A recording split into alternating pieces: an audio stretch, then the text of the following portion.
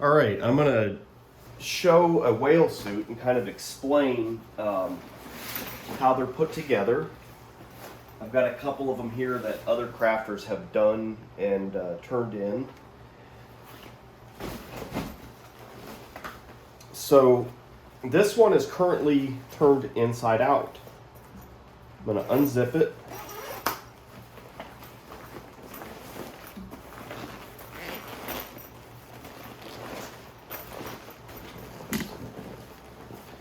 So it's 2 layers. It's actually a whale inside of another whale.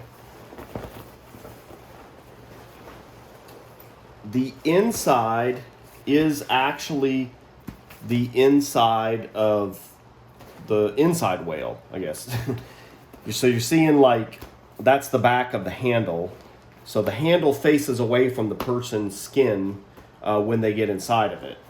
Whereas on the outside, so essentially both whales face the same direction and one is stuffed inside the other. So just to give an idea of the orientation. So once I pull this inside here, well, I'll go ahead and point out that their tail fins are glued together. And that makes it easy, so if you're cleaning it and you need to turn it inside out, that when I pull this one, it's pulling the other whale with it.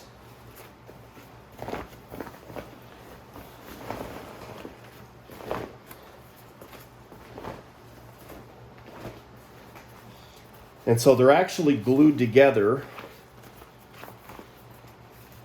in 3 places. Right here, in a spot about that big. Right here in the middle, long stretch by about 1/2 inch. And then also down here. So 1, 2, 3 different spots.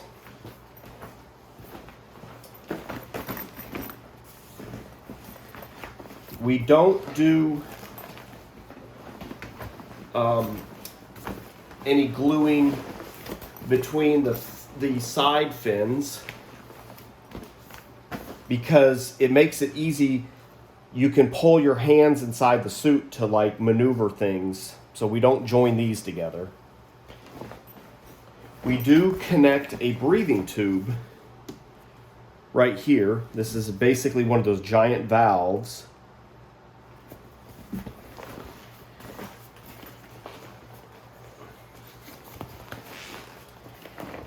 And it actually connects up inside the dorsal fin of the inside whale. So this is the fin right here.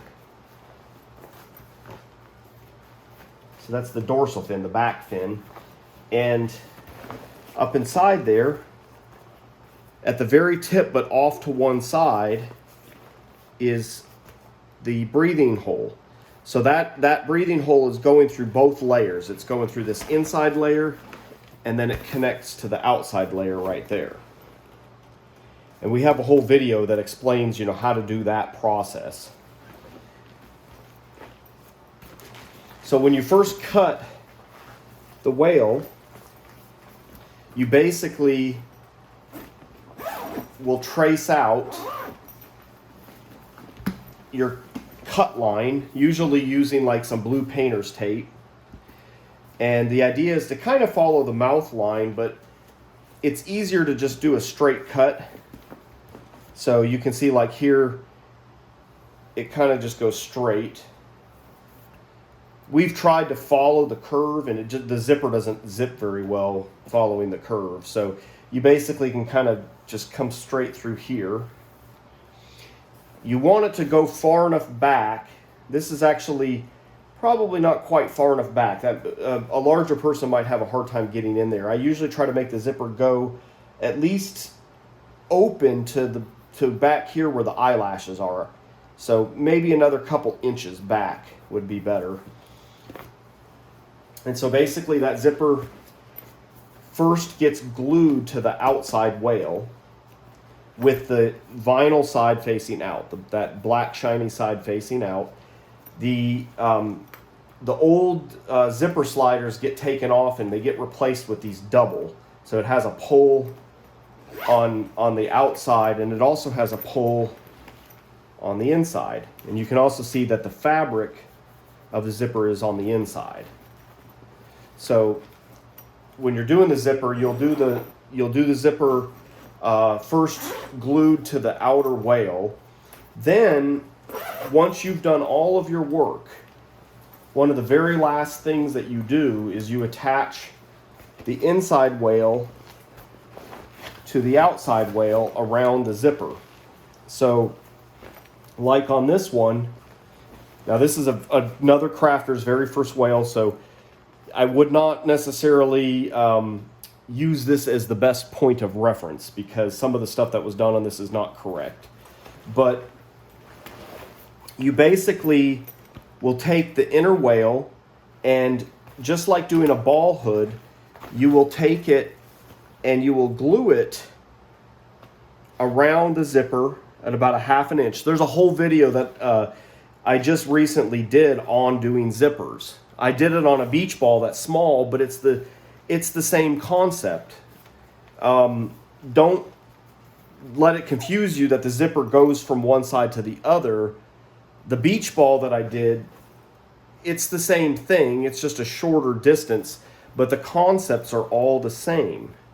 So in the video, when I show how to do the end of a zipper, well, that's the same thing that you do here at this end.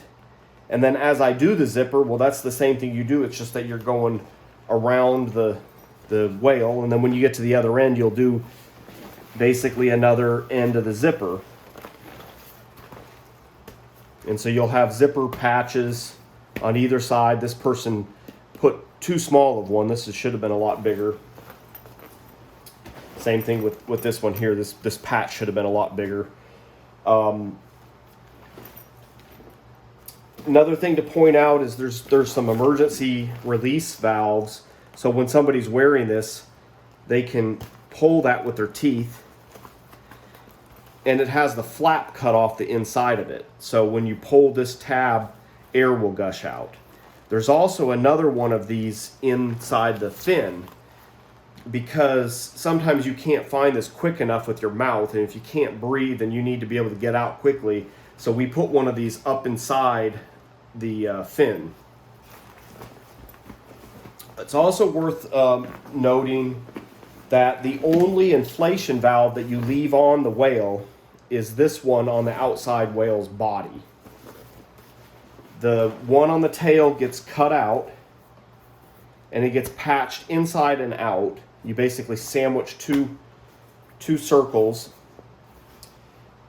You also do this on the inside wale. So if I switch, I actually have another wale from another crafter here. And you can see on the inside wale, this is turned inside out now. There's a patch there on the tail. Again, that's 2 circles, one on the inside, one on the outside, and sandwiched together. And then you also patch the body valve, there it is, on the inside wale, because we don't need a valve there. So that gets cut out, patch, two circles, glue them together. You can see there's that valve on the inside of the fin. That's actually a little bit too high. When you put your hand in there, the valve really ought to be located about down in this area.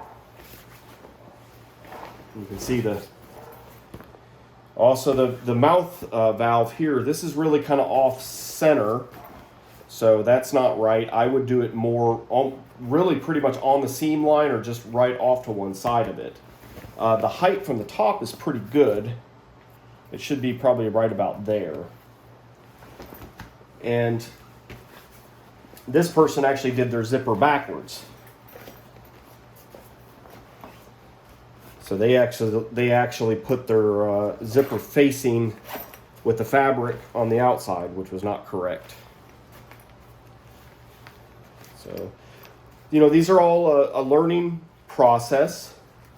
After you do the whale, the next project, on these learning projects, I don't really ding people for things that they do wrong. The only thing that really has to be is that it has to hold air overnight. So if I get it, and if it holds air overnight, then I pay. If it doesn't, then I give it back to the person, and they have to work on it some more. But the next project after you do a whale suit, I'm going to give it back, and if it's not right, then